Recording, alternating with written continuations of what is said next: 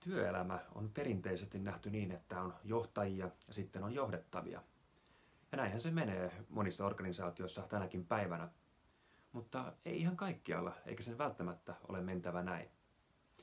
Itseohjautuvuus, yhteisöohjautuvuus ja itseorganisoituminen ovat käsitteitä, jotka viime vuosina ovat nousseet esille henkilöstöjohtamisen piirissä käydyissä keskusteluissa. Itseohjautuvuus on näistä käsitteistä suurelle yleisölle ehkä se kaikkein tutuin. Sillä viitataan siihen, että työntekijä toimii työssään omaehtoisesti ilman ulkopuolista eli esihenkilön ohjausta. Käytännössä kuitenkin työtä tehdään työpaikalla usein yhdessä, tiimin kanssa tai laajemmin organisoituneena. Ja onkin ehdotettu, että parempi käsite kuvaamaan tätä ilmiötä olisi yhteisöohjautuvuus, jossa yhteisö sitten itse koordinoi ja organisoi omaa työtään ilman esihenkilön ohjausta. Itse organisoituminen taas on vähän astetta radikaalimpi käsite, jolla viitataan siihen, että organisaatiossa ei ole esihenkilöitä lainkaan, tai heidän valtansa on todella rajoitettua. Yhteisöohjautuvuudessa taas esihenkilöitä voi kyllä olla, mutta he eivät puutu työn järjestelyyn niin paljon kuin perinteisellä hierarkisesti järjestetyneillä työpaikoilla. Ja nyt kun käsitteet on sitten määritelty, niin voidaan kysyä, että mitä nämä asiat ihan käytännössä sitten tarkoittavat. Yhteisöohjautuvassa organisaatiossa on erilaisia perustekijöitä, jotka pitää ottaa huomioon. Nämä samat asiat pätevät hyvin pitkälti myös itse organisoituvaan organisaatioon. Ensinnäkin yhteisöohjautuvassa organisaatiossa päätöksenteko on hajautettua, eli ylin johto tai keskijohtokaan eivät tee päätöksiä, vaan työntekijät osallistetaan päätöksentekoon. Mutta mikä sitten on se konkreettinen päätöksenteon malli, on toinen kysymys. Voidaan soveltaa enemmistödemokratiaa, jossa enemmistö päättää asioista, tai sitten asioista voidaan myös sopia niin, että pitää olla täydellinen konsensus, eli kaikki ovat samaa mieltä asiasta.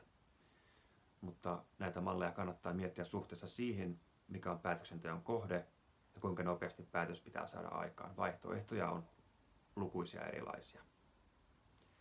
Päätöksenteon tueksi pitää tietenkin olla informaatiota. Yhteisöohjautuvassa organisaatiossa informaatio on läpinäkyvää, eli se on kaikkien saatavilla ja tietoja vaihdetaan aktiivisesti. Tässä voidaan hyödyntää tiimien tapaamisia tai sitten myös erilaisia IT-järjestelmiä, joissa tietoja sitten jaetaan ja vaihdetaan. Tässä on tietenkin huomioitava se, että ihan kaikkea mahdollista tietoa ei voi tietenkään jakaa, koska laki rajoittaa tiettyjä yksityisen piiriin kuuluvia tietoja. Yhteisöohjautuvassa organisaatiossa panostetaan luonnollisesti yhteisöllisyyteen. Ei ainoastaan työn arjessa, vaan voidaan myös järjestää vapaamuotoisia tapaamisessa.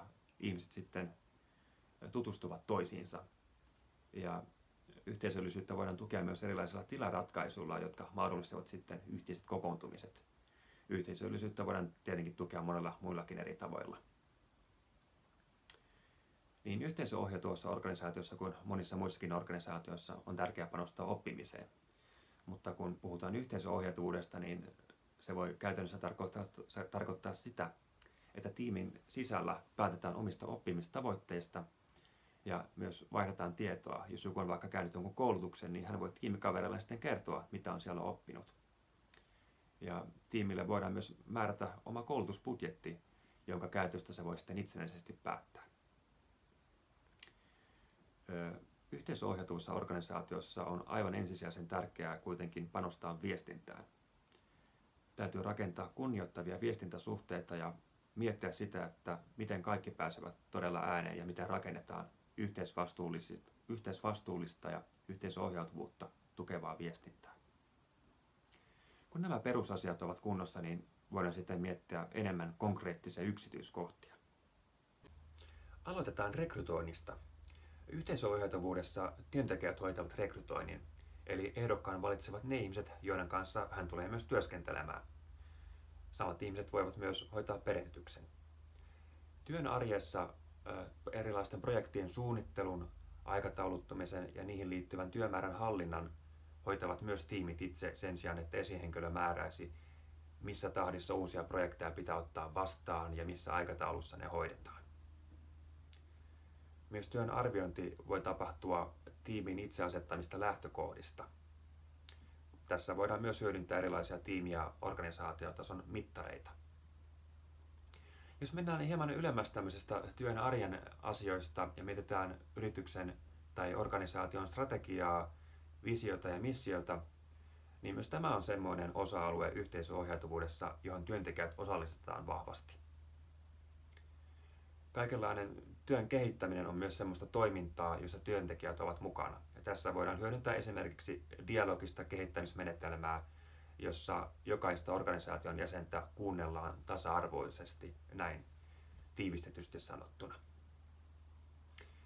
Ja tietenkään ei pidä unohtaa budjettia ja muita raha-asioita, joita joka ikisessä organisaatiossa joudutaan käsittelemään.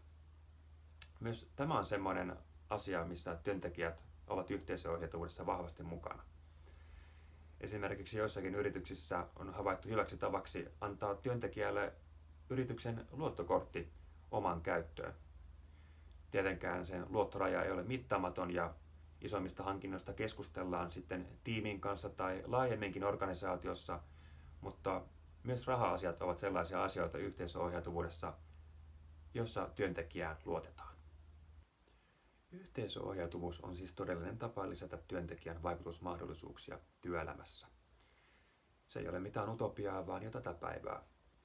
Suomessa on olemassa lukuisia yrityksiä ja organisaatioita, joissa sovelletaan yhteisöohjautuvia käytänteitä. Muun muassa IT-alalla, mutta yhteisöohjautuvuus sopeutuu oikein hyvin myös suorittavan tason töihin. Myös itse organisoituminen on jo tätä päivää. Kuuluisin esimerkki siitä lienee Alankomaissa toimiva Buurtzorg-yritys, joka on hoiva-alan yritys ja työllistää 15 000 ihmistä. Koko organisaatiossa on vain 2 esihenkilöä.